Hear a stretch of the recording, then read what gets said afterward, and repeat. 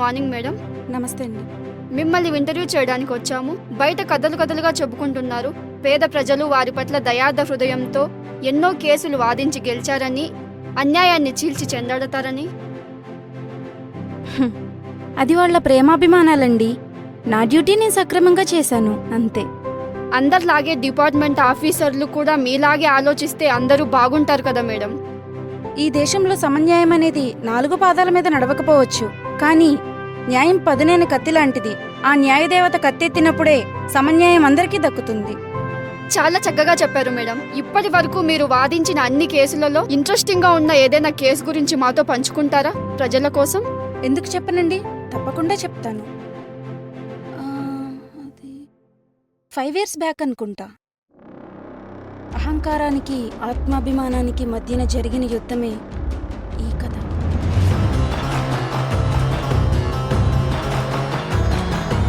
అంజనాపురంలో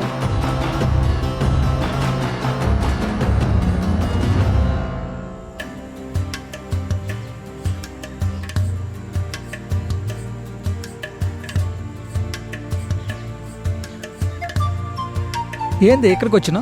ఇంకా పనే పోలే కనబడట్లా? సరే గాని ఇంకా ఏలైంది, పద తిందాం.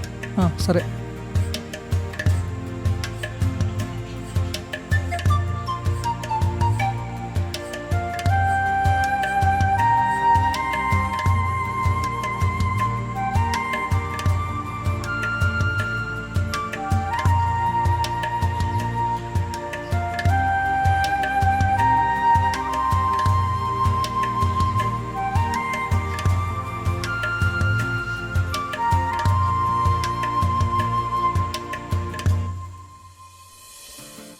దేశమంటే మట్టి కాదోయ్, దేశమంటే మనుషులోయ్.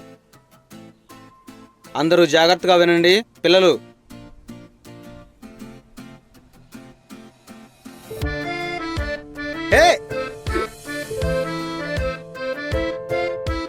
ఆగు.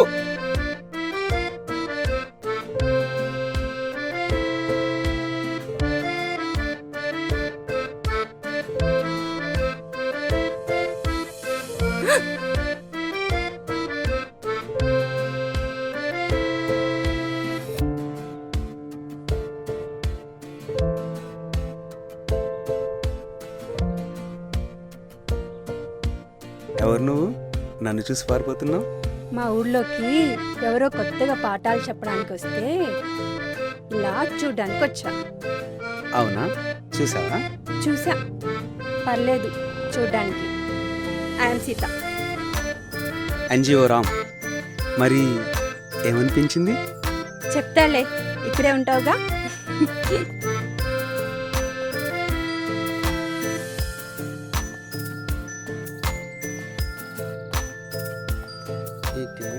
ఇంట్రెస్టింగ్ ఉంది. అక్క ఏంటక్క సడన్గా ఇలా వచ్చావు? ఏం లేదురా, పక్కూర్లో కేసు పని మీద వెళ్తున్నాను. వెళ్తూ వెళ్తూ నేను చూసి వెళ్దామని ఇలా వచ్చాను. ఓకే.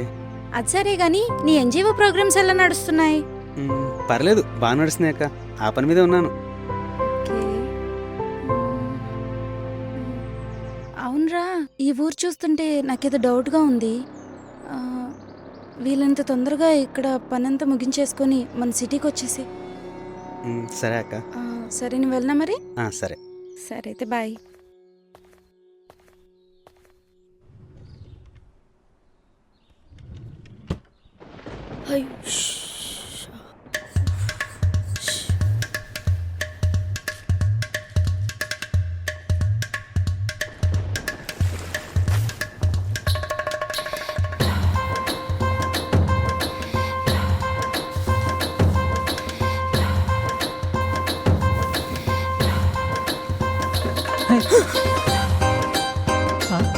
ఏంటే నా రసగుల్లా, భయపడ్డావా? నేనున్నగా నీకెందుకే భయం? ఏంది ఐరిస్ కొత్తగా చూస్తున్నావు? ఏంటి సంగతి? నేను అమాంతం కొరుక్కు తినాలనుంది నా కొబ్బరి బొండ. ఓ సినిమా కథలు చెప్తున్నావు, ఏంటి సంగతి? అది నీకు అమ్మాయి కావాలా అబ్బాయి కావాలా? ఏ ఇద్దామని. ఏ పోయా.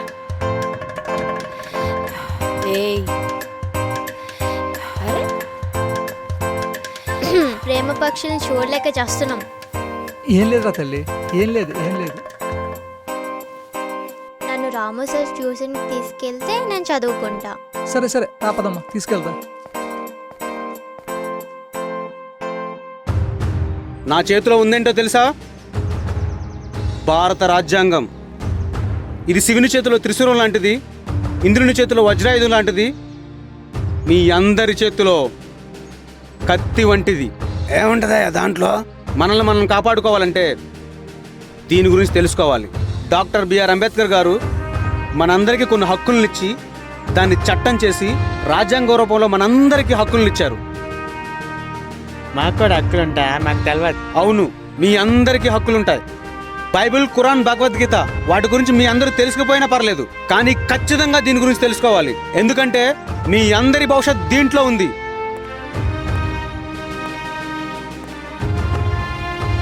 ఏ సమస్యను ఏ మత గ్రంథం సైంటిఫిక్గా పరిష్కరించబడదు అన్నది అల్టిమేట్ నిజం.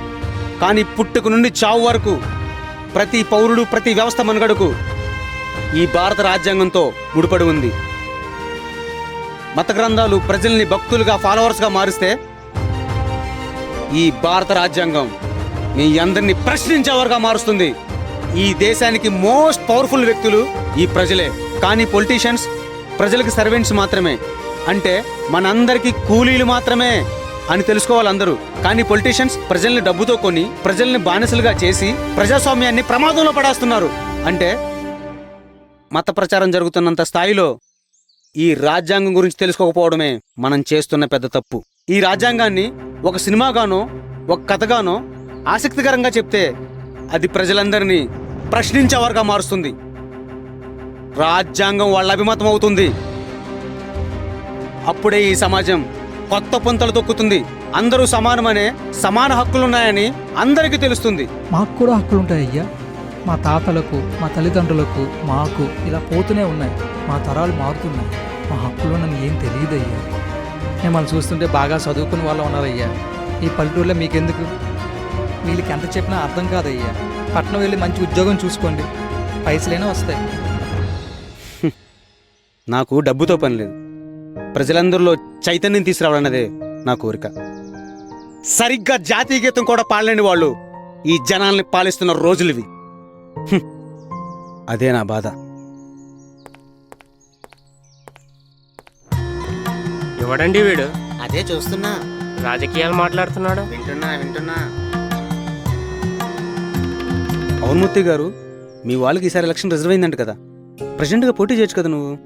నాకెందుకయ్యా? చదువు సంజయ్ లేనోన్ని, కూలో ఆలోచించి బతుకుతాను. నాకెందుకు? మిమ్మల్ని మీరెప్పుడూ తక్కువ అంచనా వేసుకోవద్దు. మీరు పోటీ చేస్తే మీకు మంచి జరుగుతుంది, ప్రజలందరికీ మంచి జరుగుతుంది. ఒకసారి ఆలోచించండి. మాకొద్దులే అయ్యా. సరేనయ్యా, ఉంటాను. నాకు పని ఉంది.